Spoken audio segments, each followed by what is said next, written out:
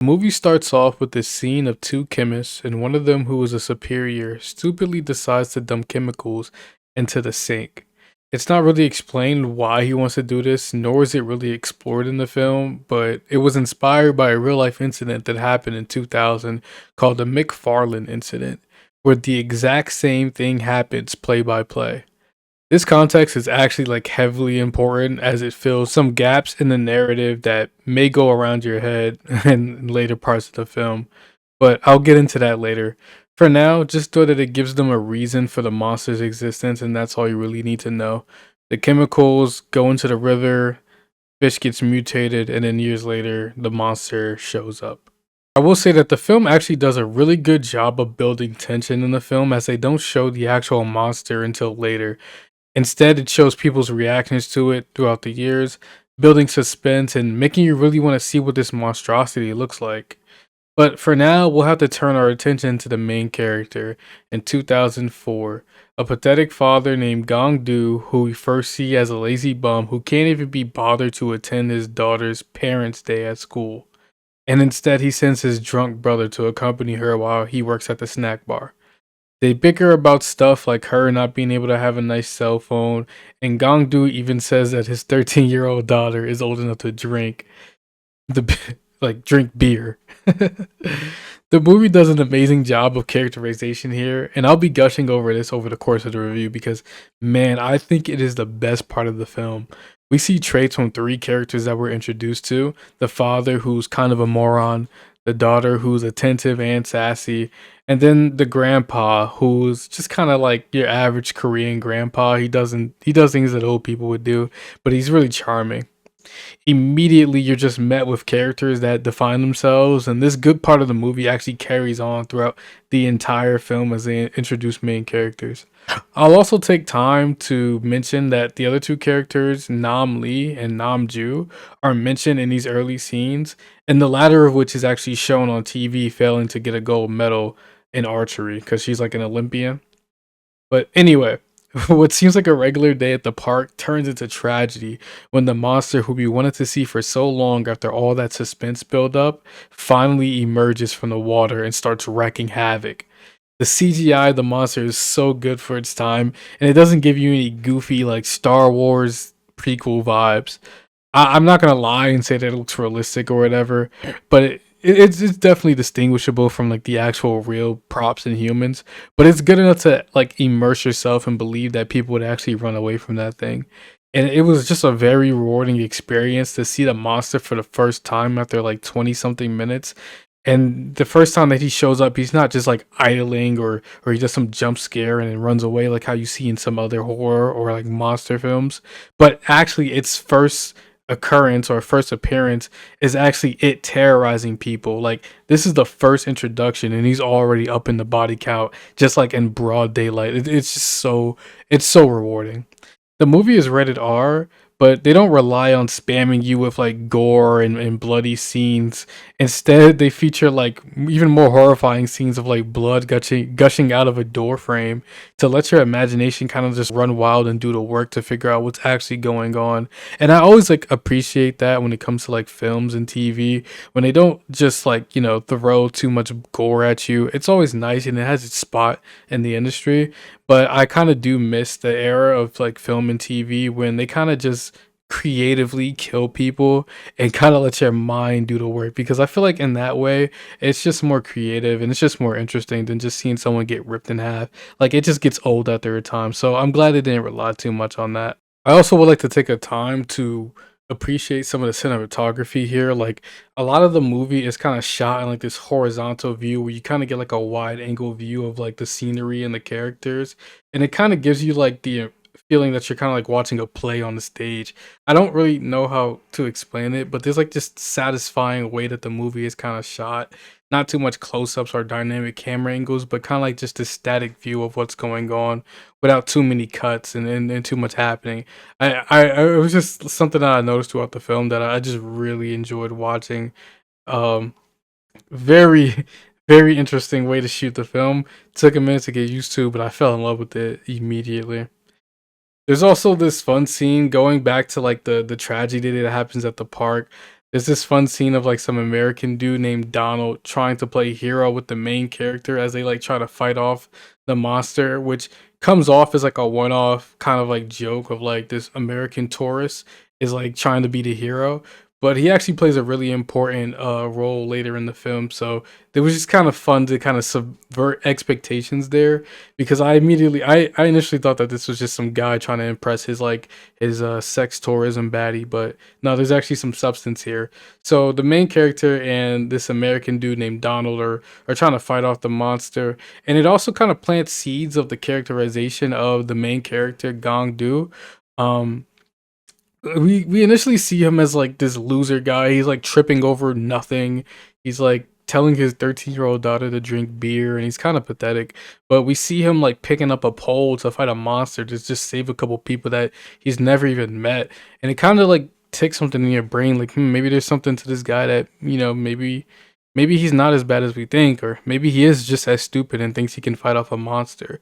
It's just really something to think about as you move along in the film. So after a couple people get killed and eaten by the monster, the tragedy ends when Gong-do fails to save his daughter, and she is presumed dead when she is abducted by the tail and taken into the river. A very sad but very funny funeral scene is played where we see the family kind of mourning. But this is also here where we're introduced to Nam Lee and Nam Ju, who are the brother and sister of the main character Gong-do, who are again, like I will always keep saying this, they're just characterized so well here. So we'll talk about them real quickly. So Nam Lee, he's like the drunk, unemployed college graduate and ex-political activist. And from his first appearance, like as soon as he walks into the scene, you can see how he's kind of like the failed, gifted child of the family. He's like walking around with an alcohol bottle and a messed up suit, and he also like blames Gong-do, the father, for like letting his daughter die. But this is actually kind of implied that this is just him projecting his own failure as an uncle because he's not really that much better than Gong-do. He just, went to college, so he had a little bit more potential. Similarly, Nam Ju mourns by bringing her bronze medal to the funeral, and this scene is like very sad because the daughter was really banking on seeing her aunt win the gold medal, and like in her mind, the last thing that she saw was her aunt failing. So it was just a very heartfelt moment. I call it a little bit goofy because they start like sporadicly like mourning and crying over each other, and then there's like the paparazzi like comes in and take pictures for some reason. I don't know, it was a really goofy scene, but I love the way it was done. The characterization was on point and the acting was like really good. But overall, the entire family is just grieving over a niece that in each of their own ways they kind of failed in some way, shape, or form. Gong-do by being a pathetic father, Nam Lee by being an unemployed drunk, and Nam Ju for not being good enough in archery. And even the grandpa to an extent who is directly responsible for raising these people. So, I mean, at this point, the movie is very sad and the family is trying to cope with the loss of their daughter. However, they weren't given much time to grieve as a couple of quarantine dudes kind of show up and they ask if anyone in the room was like came in contact with the monster and saying that they should show themselves if so, because apparently there's like a virus going around, but they don't really tell them that. I actually like really love the attention to detail here, and again, the characterization is on point because Gong-do, being the idiot that he is, kind of like raises his hand with no explanation. But the political activist Nam Lee, he asks questions before just answering to authorities, demanding an explanation for why the government is like trying to quarantine people because he suspects that something is up. But eventually, they don't get an explanation, and they're kind of like forced into quarantine. But overall, the government is kind of just saying that the monster carries some kind of like virus that is contracted through contact. So they round up a bunch of people who were like at the park or families of people that were at the park who came to the funeral and kind of put them in like this quarantine zone.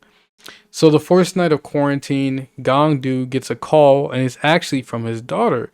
The signal is very weak, but it's very clear that she's alive, and she mentions that there's a big dark sewer that the monster took her to.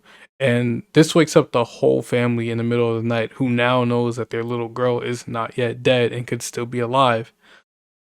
I actually kind of love the use of the phone here because if you remember back in the beginning how I mentioned how Gong-do and his daughter were kind of bickering about how like she doesn't have a good cell phone or whatever.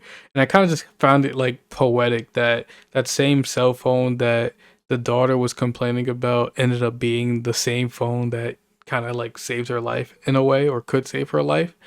I'm not sure if that was intentional or maybe she just picked up a cell phone from one of the other victims, but it's never really explicitly stated which phone she uses, so I'm just gonna say, for the sake of enjoying the film, that it's the same phone and that they did that on purpose.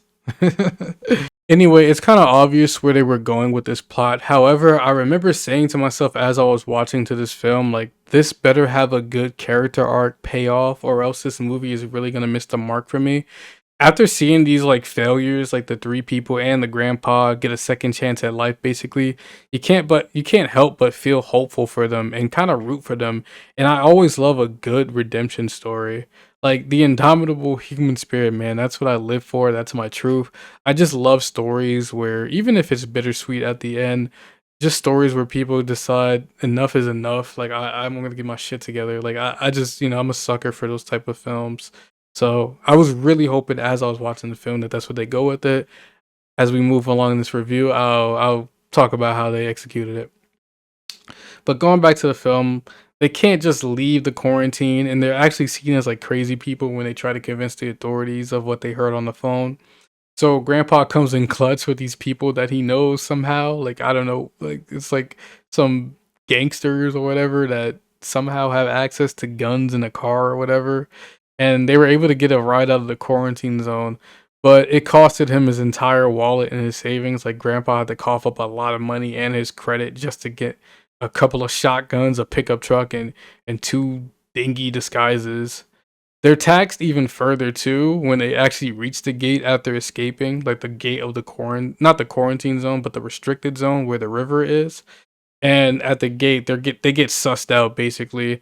And Grandpa has one trick up his sleeve, money wise, where he kind of just like takes the money that Gongdu was saving up to buy his daughter a new cell phone, and kind of just bribes the guard with that money. So they really like went through the effort of showing you that these people are pretty much like willing to do whatever it takes and just give up as much as they need to just to like save their little girl. So I really do kind of like that detail of like how they're just so desperate to make this espionage happen basically. And I really like this narrative choice because to me it's kind of pathetic, poetic. Because initially the death of Gongdu's daughter like brought them together. Like this family has been kind of broken apart, but then the funeral brings them all together. And now the chance of her surviving is even bringing them closer. Like it doesn't just stop there. She's basically just like the central point of the family. And I just kind of like how pathetic. Why do I keep saying that? I love how poetic that is. I can't like I really can't stop talking about how much I love this family dynamic that's developed in the movie. You can tell these guys really love each other, but they also annoy the shit out of one another and act like how real siblings would act. Like I also love how the film uses this to add some comedy as well. The film doesn't take itself too seriously, and not everyone is always serious or like on a mission to have their game face on. They'll take time to crack jokes and do funny things or make funny remarks, and it feels natural. It never really feels forced. It kind of reminds me of my family, like growing up with a bunch of siblings. Like I know exactly how they act, and I felt like right at home, kind of just listening to these people bicker and annoy each other. So the gang eventually, after coughing up all their money, they finally get into a restricted zone. And after one night of searching forever across the sewers, the gang is swamped and haven't even found a trace of a monster, let alone their daughter. They just got one spook from like two homeless people who was actually ends up being really important. A young boy and his even younger brother who were scavenging the restricted zones for food. We take a second away from the family to see what these two are up to, and essentially they're just two poor children and have no qualms about stealing food but won't steal money. And they start talking about some distribution of wealth from like the wealthy to the poor and how that's morally correct. And honestly, I agree. Unfortunately, though, the monster catches up to these two homeless people and take them to the sewer where the older brother ends up dying, but the younger one lives. It's not really explained how people end up dying after getting ate by the monsters. Some people get spat out and they live. Some people get spat out and they're already just dead. Um, but whatever. Now there's two children in the sewers: Gong-doo's daughter and the homeless little boy. Going back to the family though, they ended up calling it for the night and make camp at the same food stash that the brothers raided when they were looking for food and they were homeless before they got kidnapped by the monster.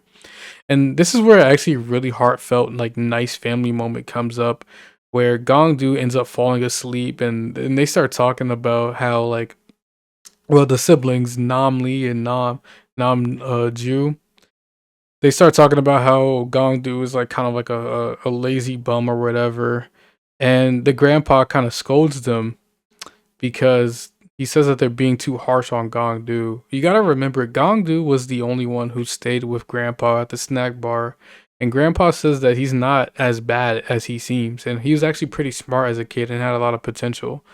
However, this serious moment is made funny when, after all that rambling, the two siblings are shown dozing off. But you know, this is fine, and I can accept it because the expedition was really just for us, the viewers, not for the siblings, like the characters. It was kind of just like to give us hints that Gongdu isn't, or at least wasn't always a pathetic loser father that we were introduced to. However, this heartfelt moment is interrupted when the monster comes back and the family tries to fight it with shotguns and arrows. But the monster is actually putting up a really good fight and they eventually run out of ammo. And Grandpa ends up getting killed by the monster, sacrificing himself. Gongdu ends up captured by soldiers while the two siblings run away and split up. A lot happens after this, so I'll try to keep it brief and like switch from synopsis mode to kind of explaining what I think was done well. So from this point forward, I'll kind of just briefly go over what happened, skipping over a lot, but I'll stop to explain like what I really liked about the film. So to basically set the stage, there's three family members remaining after Grandpa died. There's Gongdu, the father, Nam Lee, the brother, and Nam Ju, the sister. Gongdu is with doctors and being tested right now because he was the one who had the most contact with the monster. Nam Lee runs off to find his friend who works at a telecom to try to find out where the dollar's call signal came from. And then Nam Ju ran away but is still nearby in the river area, like in hiding or whatever. As all of that was happening, a plot to release a deadly toxin into the river to kill the monster was being carried out by the government. And people were obviously outraged by this in Korea because what the hell? People drink water from that river. By releasing a toxin in there, you'll jeopardize a bunch of lives just to kill one monster that could probably just be killed with bullets or some other shit that wouldn't poison the ecosystem. Apparently, this was a plot to conceal the US involvement with poisoning the river, as the original reason or cause of the monster even coming out was because of the chemical dump. And I love this alternative reality to like what happened in real life. And like I said earlier, without context of real life events, all of this may kind of seem ridiculous, but it's based on a real thing that happened where someone was just being stupid or hallucinating from chemicals. And it's actually not that far fetched when you look at it from a real life events perspective, because we all know the saying every time you think the government wouldn't do anything, yes, they would. It's just a real clever way of introducing an overarching side plot and plays into the main thing very well. I'll admit though, at the time, it was kind of hard for me to catch on, but upon reading up on the situation, after pausing for a bit, it makes me enjoy it like a lot more when I have that context. But anyways, going back to the movie, Gongdu finds out that there's actually no virus, and he escapes from the hospital area where he was to be lobotomized, which is another tactic employed by governments in real life to silence individuals, by the way, from airing out any conspiracies. You see what they did there? You see the parallels and the attention to detail? I just like those little things, man. It really does elevate. I highly suggest that you kind of look up the McLaurin or the McLaren Florin. I forgot the internet before watching the film if you haven't yet, because it'll really heighten your experience. Um, but all the while that is happening, Nam Lee is trying to escape too, because remember that friend he called to get the signal from the phone? Well, he got the information that he needed, but apparently there was a bounty on the family, and his friend wasn't actually trying to help, but instead he was just trying to cash in on that bounty. So Nam Lee had to run away from a bunch of people and the police, and this chase scene is actually like directed and filmed really well. I really like the angles, and it was actually like really akin to like the spy movies that you usually would see around the time. So I got a real kick out of that little chase scene. So Nam Lee ends up getting away, but he passes out. but before he passes out, he sends a text to Namju, the sister who was in hiding, disclosing the exact location of their niece. So Namju sees the text and immediately rushes to go to the location, but she ends up getting knocked out by the monster. So now we're in a situation where Gongdu is rushing to the location after getting the text. Namju is knocked out but at the location, and Nam Lee is passed out, but he knows exactly what to do when he wakes up. So all of these events lead to an amazing climax. The daughter and the little homeless boy try to escape, but they're caught by the monster and swallowed up. But the three people eventually find the monster. The family members, Gongdu, Nam Lee, and Namju, they find the monster and try to kill it in this epic battle between the family, the police, and the protesters who don't want the toxin in their river. And oh yeah, by the way, the protesters, they're wearing like these funny like free Gongdu shirts. Somehow Gongdu just like unknowingly became like a martyr once they found out that he was taken to get lobotomized.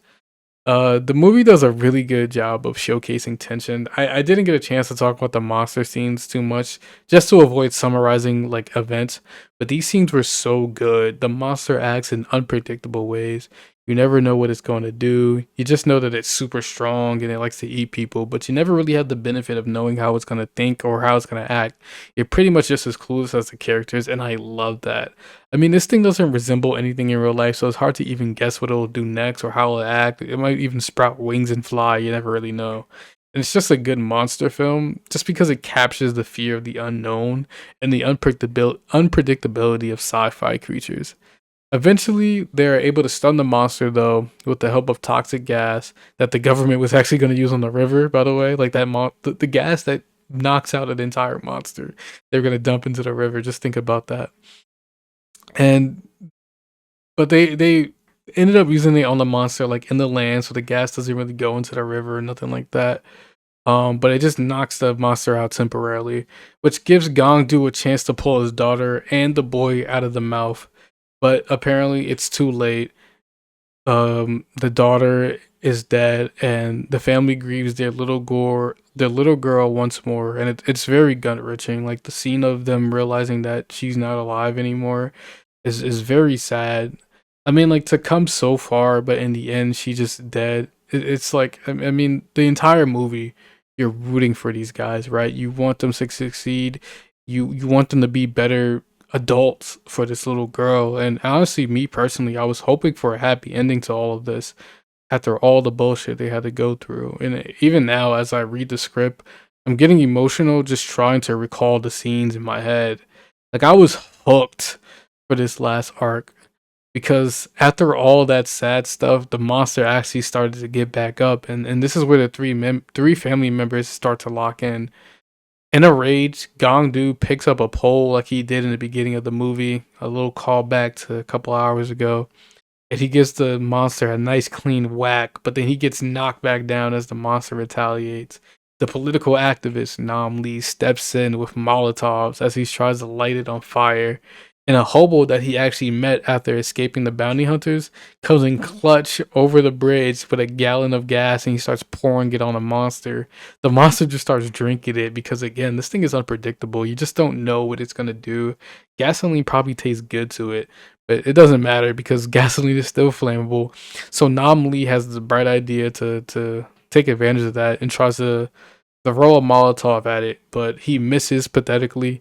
And I'm not gonna lie, I can't even replicate how frustrated I was watching him fail to throw that Molotov because it's late at night right now. But let's just say you would have thought that I watched my team blow a 3-1 lead the way I screamed at the screen. Like I was throwing a fit watching him miss that Molotov. But Namju comes in clutch with her bow and arrow. The Olympic archer shoots a fire arrow, setting the monster on fire, taking advantage of the gasoline that was poured on it earlier.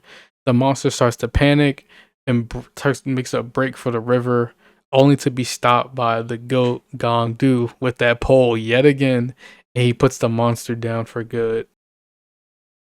As the daughter is confirmed dead, we're met with a bittersweet ending as the boy that the daughter clutched inside as she was ate by the monster actually ends up surviving. So the daughter saved his life in the end. The movie ends with a time skip as we see Gong-do back at the snack bar in a snow empty field with his adopted son, having a nice heartfelt meal. They turn on the TV to see the news, and there's like a news reporter explaining that all the stuff about the virus was just misinformation for the government, and they comedically turn it off, saying that it's boring and that there's nothing good on TV, and that they should just enjoy the food. So it's just like a nice comedic ending that's very fitting for the movie, to be honest. Overall, I'll say this film was surprisingly good. And I say that because I'm not the biggest like monster film guy. I'm also not well versed in any kind of Eastern media, save for like anime. But even now and then, like I never sat down to watch a movie from Korea. I mean, like I hear a lot of buzz from teenage girls about K dramas, but that's about it. I had no idea they were hiding some heat like this. The characters are done so well, and the acting is great too. It can be a little bit goofy at times, but it's kind of fitting given the cast. The political side plot does rely a little bit on you having context, as the government reactions of "let's just poison the water supply" can kind of come off as a little bit ridiculous if you're not paying attention to the US government's involvement in the whole thing. To be fair though, the doctor in the beginning does speak English, so they kind of give you a hint. But I went into this movie thinking that it was going to be dubbed in English, so that kind of just went over my head in the beginning. If I had to nitpick something I didn't like, I guess it would have to be that Nam Ju didn't get as much development as I would hope. The archery girl, she was kind of like the least pathetic out of the main cast. I mean, a bronze medalist isn't nothing to scoff at, and she was pretty well rounded compared to her other family members, so there wasn't really much to develop. But it would have been really cool to see all three of the family members redeem themselves in some way and have it all come full circle. I feel like Nam Ju's arc kind of felt half baked, but it was better than nothing. And her having the most potential as an Olympian, it would have been nice to see her have pressure put on her for earning money or her fame for the family, because honestly, she had the most potential to kind of get it out the mud. I feel like a scene where, they get angry at her for coming up short would have definitely helped to round out her eventual like save the day scene, kind of setting her up as someone who kind of has like imposter syndrome, as someone who's like, doesn't really help out the family as much, but at the end of the day, at the end of the movie, like she ends up being the one to clutch up. I feel like that would have been good, but it's fine. It's nothing like that ruins the movie for me. It's just something to think about. I also didn't talk about her much, but I kind of fell in love with the daughter's characterization as well. Much like her father, Gong Du, she was very resilient, resourceful, and smart. And she kept herself and the boy alive in the sewers for a really long time, to be honest. I'll say something that I know a lot of people will disagree with me on, but I'm not the biggest fan of killing her off. I actually like the bittersweet of Gong Du adopting the boy, but feel good endings are just really better to me, because when you lean too much into movies and books that kind of end with like sad stuff, it becomes way too predictable. But that's not this movie. It's not a sad ending by any means. It's kind of sad, but it's bittersweet. Um, but I just feel like, especially now in the 2020s, I just find it surprising when endings aren't bittersweet or sad. Like it's kind of like uncommon to see movies that end in death and stuff like that. So I'm glad this movie didn't do that, but I would kind of just love to have seen the girl live. But it's really not a bad thing for me. It's just like my personal preference. Also, this movie came out in 2006, so I'm pretty sure in that context, the whole bittersweet ending was very profound for its time. And even now, I really still like the ending. Like, I'm not saying it's a bad ending. It's just not what I wanted, and that's okay. I think what I want isn't always good for the narrative. I think that's personally what I like. At the end of the day, the ending was executed logically and perfectly, and pretty profound in my opinion.